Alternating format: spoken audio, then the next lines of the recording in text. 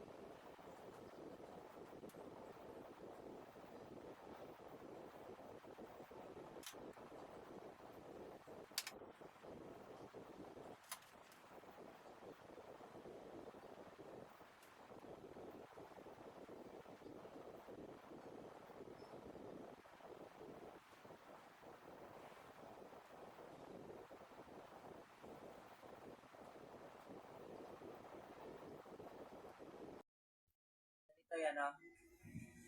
Ito. Ano, di ba dito yan kanina, dito yung nakalagay, dito.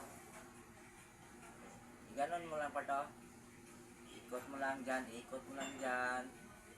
Tapos, di ba dito na?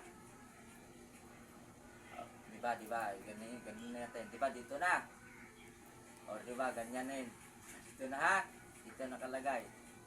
Kailangan, ganyan mo lang, oh. Ikot, tapos dito, tapos ganyan. O, yan na. Diba? Reverse thinking ba?